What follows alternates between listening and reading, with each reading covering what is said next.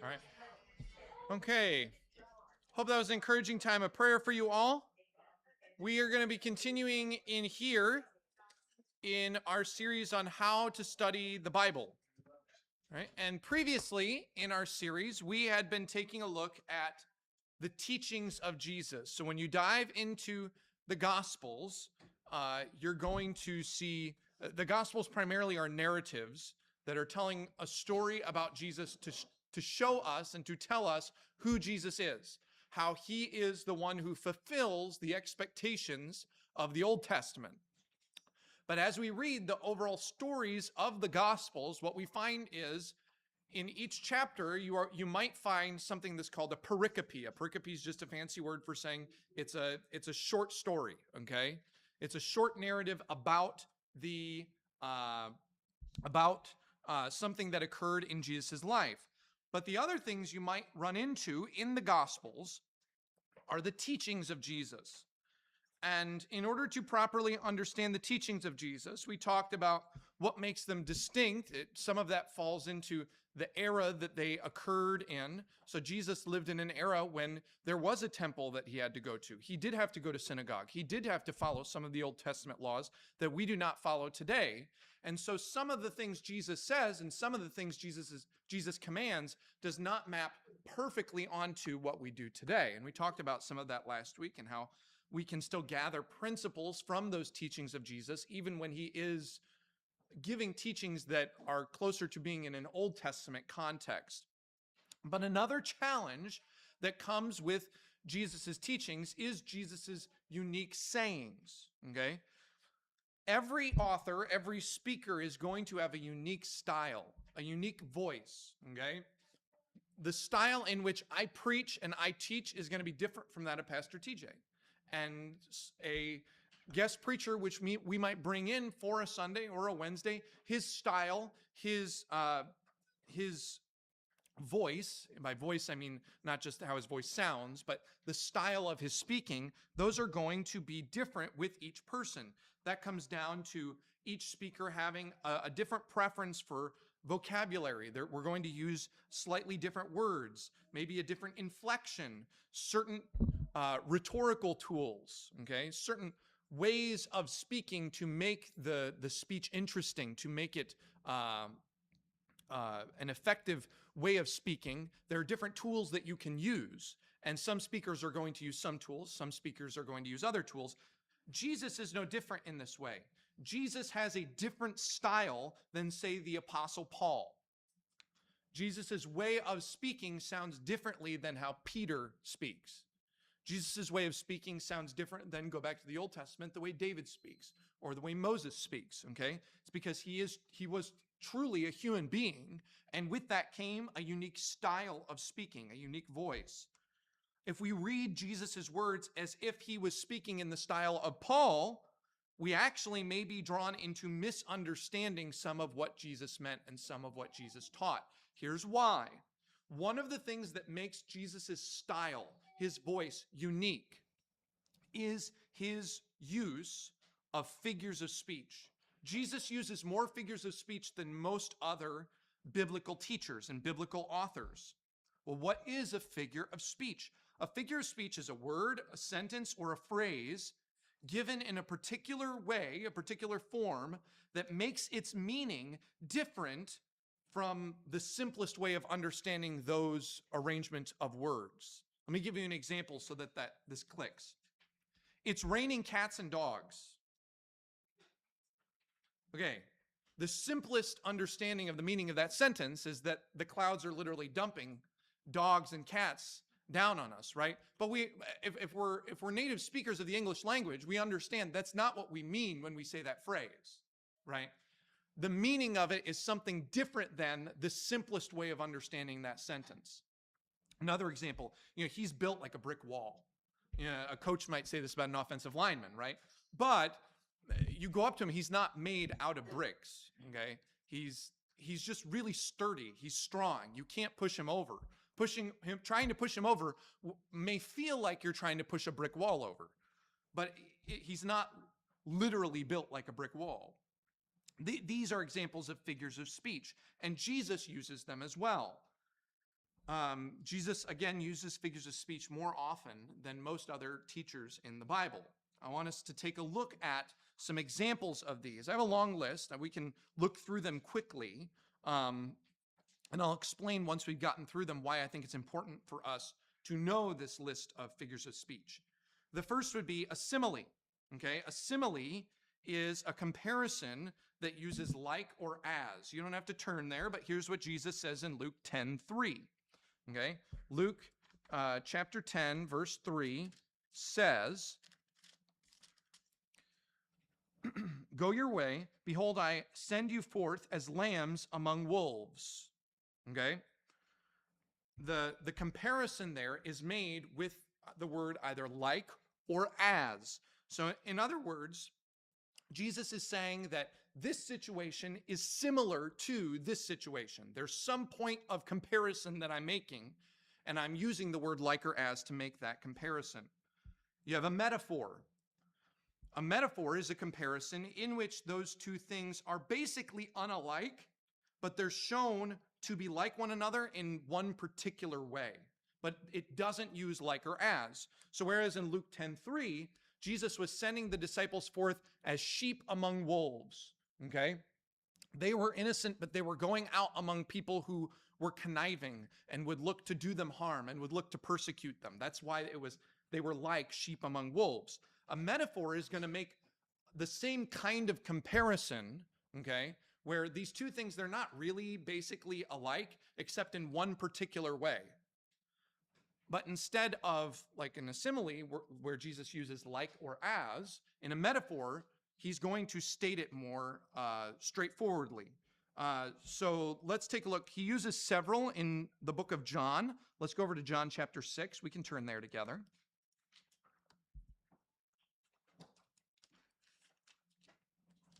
John chapter 6, verse 48.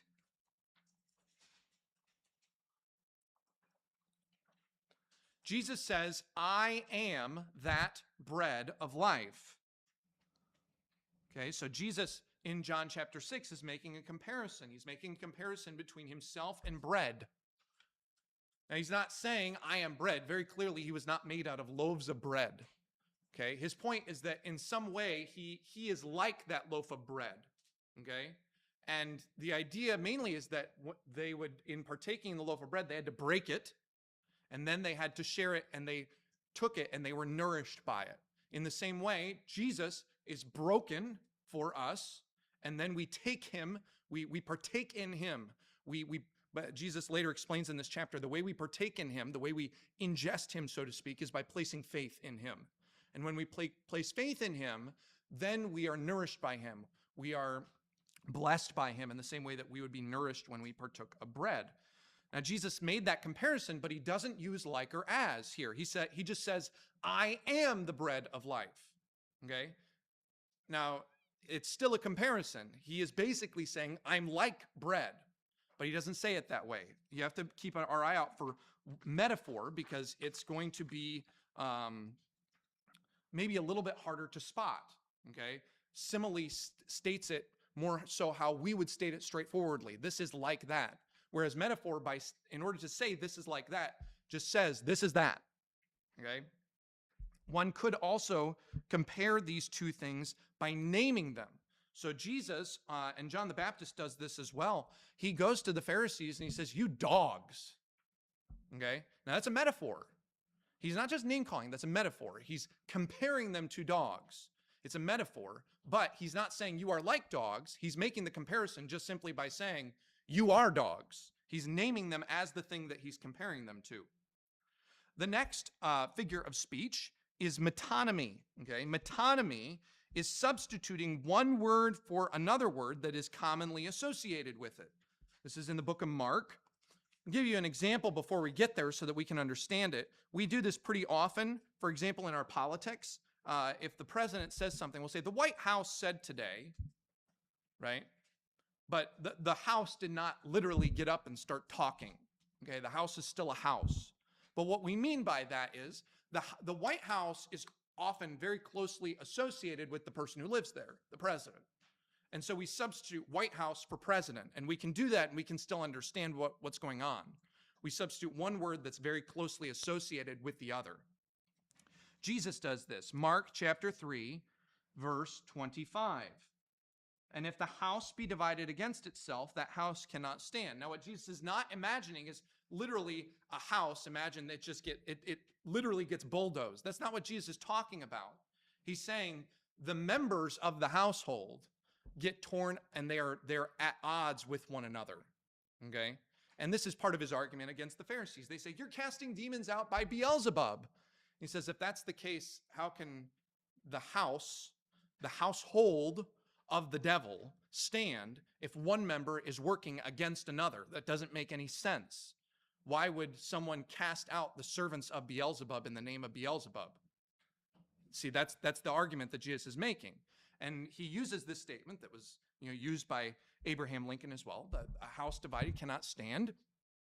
And the point here is not that someone took the wrecking ball to the literal house. The point is that what is often associated with the household members in the family? Well, the house as a whole. And so we can say the house is divided against itself, even though we're not talking about the brick and the mortar and the lumber that makes up the house. We're talking about the people that live in it. The next figure of speech is synecdoche. Synecdoche is substituting the part for the whole, or vice versa. Let's go over to Mark chapter 6, verse 11.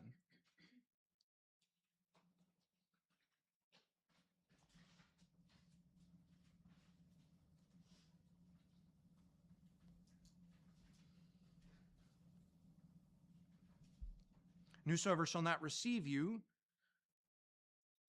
Oh no, I'm sorry, I'm in Mark. Let me go over to Matthew.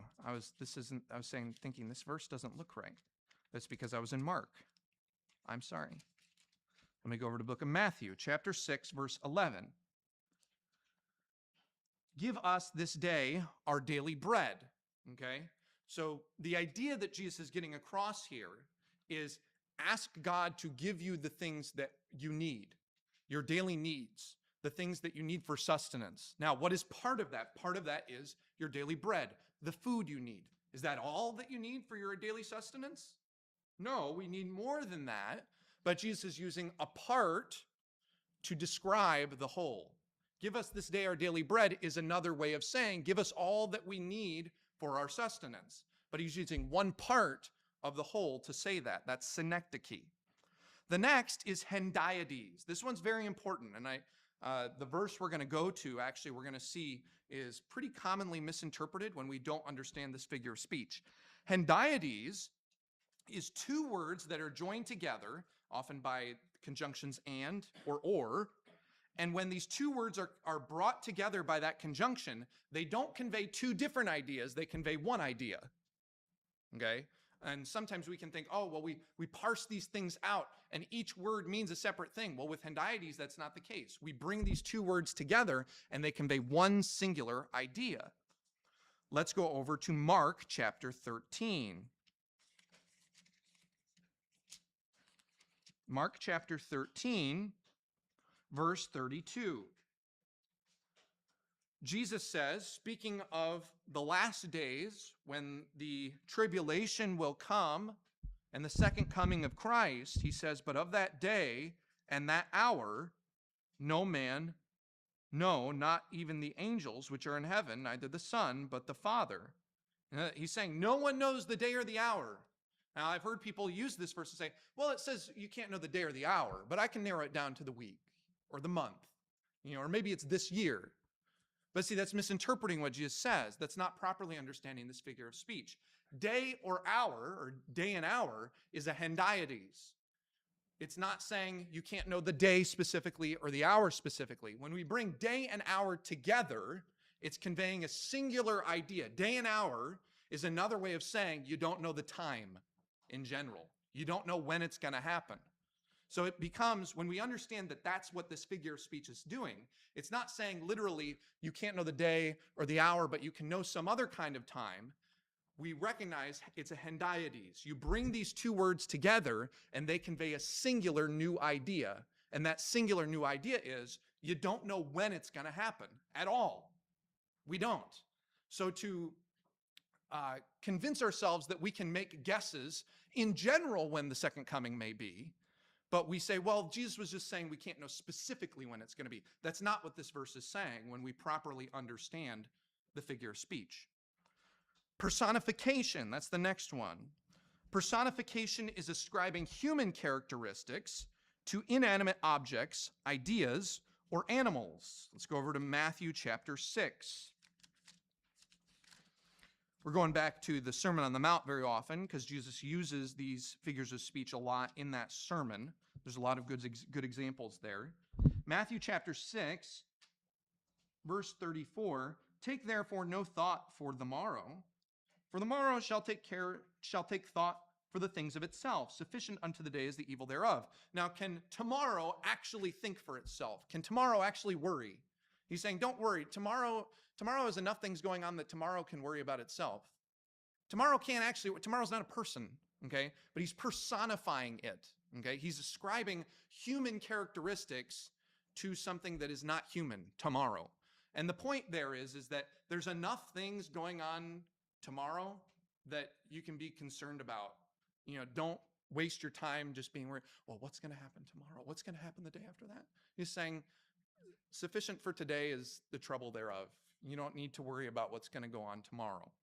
And that's Jesus' point, but he does it through personification, giving human characteristics to things that are not human, an idea or an inanimate object. Next is an anthropomorphism. This one's very important. We're going to see these also in the Psalms, but Jesus uses them as well. An anthropomorphism is ascribing human characteristics or actions to God. So when we read in the Psalms, the stars are the work of your fingers, the incorrect theological conclusion is, well, God must have fingers.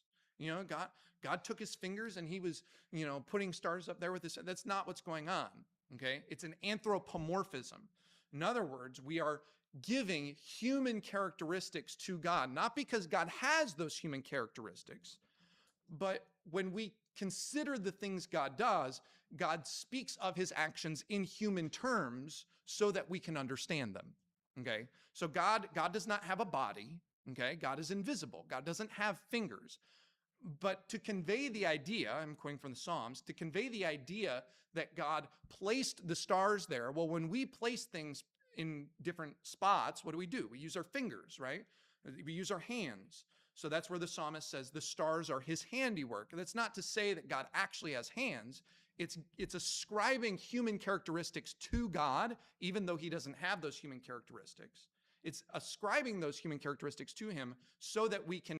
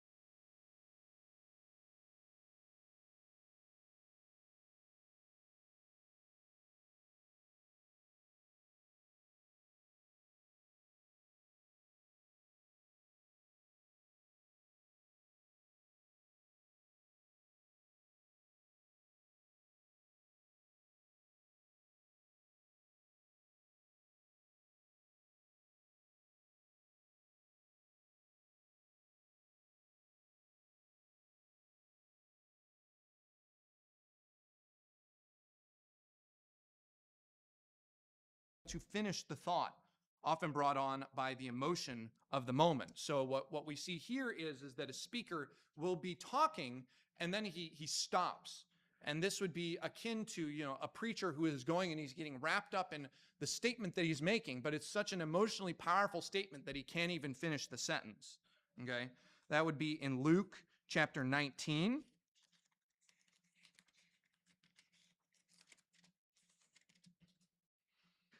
Verse 42. If thou hast known, even thou, at least in this thy day, the things which belong unto thy peace, but now they are hid from thine eyes. The point here being Jesus starts an if-then statement, but he doesn't finish it. You see that? In most sentences, you have an if and then a then. And he says, if you knew this, but he doesn't finish it. Well, what does that usually convey if we're saying that? Like, if only you would understand, but then we don't finish the then of that sentence. Well, it's conveying the emotional idea. Even though the latter part of that sentence isn't conveyed, it's a condemnation. It is a critique of them. They are not truly grasping or yielding to who it is who is in their midst, which is the Messiah. That's what's going on there. We also have rhetorical questions. We use these quite often. A question that does not require a verbal response, but instead is intended to make the hearers think about the implied answer. Next, we have hyperbole. This is important. This is an important one to know. Hyperbole is a deliberate exaggeration in which more is said than literally meant. Let's go over to Matthew chapter 5. Verse 39.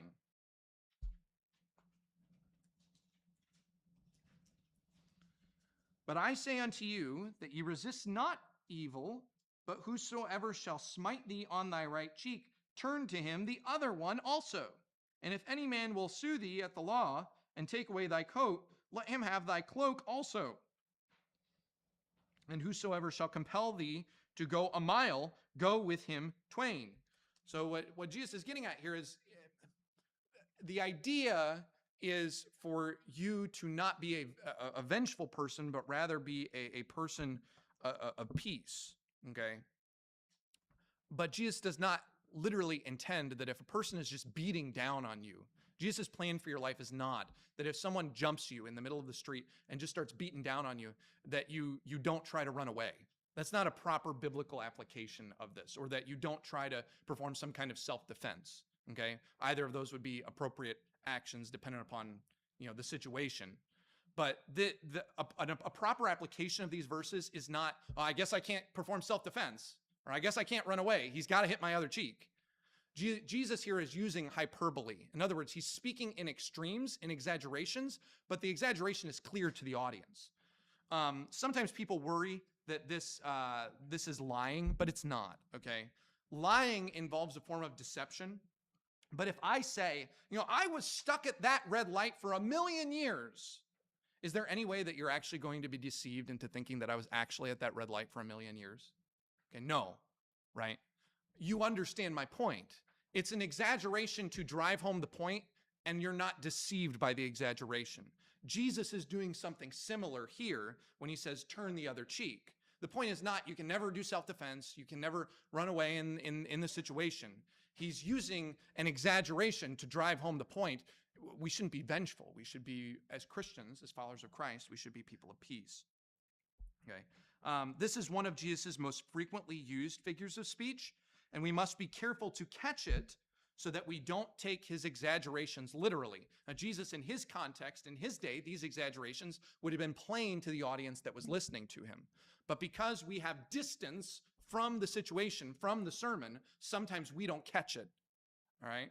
And when we're aware of this actually goes for figures of speech as a whole, we are more equipped to catch it, and we're not fooled into thinking that Jesus's hyperbole is meant to be taken literally in any way. Next, we have litotes. Litotes is a negative statement to express an affirmation. We do this quite often. We say, well, if I speak of an athlete and say, he's not the slowest guy on the field. Now, am I actually speaking about how slow he is? No, my point is to drive home to you how fast he is, but I express it in the negative, not in the positive. You know, that's what litotes is. We have irony. Irony is ridicule expressed indirectly, sometimes in the form of a compliment. So this sometimes can be very close to what we would call sarcasm. Okay, let's go over to Mark chapter 7, verse 9.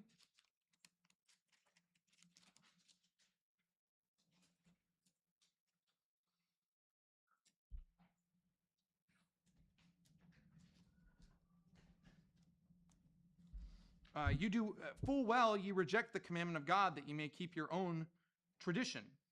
And here, if you read through the whole thing, Jesus basically is ridiculing the Pharisees by saying, oh, you're doing a good job. Good job, guys. That's basically what Jesus says. That phrase full well, that's what that is. Okay? It's not actually that they're doing a good job. It's irony. It's ridicule. Two more that we don't have to get into, but there's paradox and oxymoron. Those both have to do with saying things that next to each other are opposite and sometimes may look to be contrary, but the point is actually to drive home a point from the absurdity of those two things being placed next to each other. And you can look at the verses there to see how those are used. We go through this list not just so that you can have a long list to memorize. You don't have to memorize the list. But the reason we go through them is the difficulty in interpreting figures of speech is primarily in being able to recognize them. If we don't recognize the figures of speech, we don't realize that we're not supposed to take them in the simplest way that we normally take words. Remember the raining cats and dogs? Well, if I don't know that raining cats and dogs is a figure of speech, I might be fooled into thinking, does he actually think cats and dogs are falling out there, right? In the same way, we need to learn to be able to recognize Jesus's figures of speech so that we don't interpret them woodenly. To be able to identify that figure of speech, we must first see if the plain meaning of the text makes sense. And if the plain meaning is puzzling or bizarre, then it is good for us to comb through this list of figures of speech so that we can see if any match, if that phrase that seems bizarre or confusing matches any of these figures of speech. And hopefully that can help us to understand some of the sayings of Jesus more accurately. All right, we're going to pray, and then we're going to sing together, and then we can be dismissed. Dear Heavenly Father, thank you for your Son. Thank you that, yes, he came, he lived the perfect life, he died the perfect death and rose again, but also he is the wise teacher, the source of wisdom and knowledge, became incarnate and taught us. And I pray that we would take his teachings to heart, pray that we'd be well equipped to recognize his style and how he speaks so that we can interpret him properly and accurately. And pray that you'd be glorified as we take those phrases of Jesus and we apply them to our lives. In your name, amen. All right.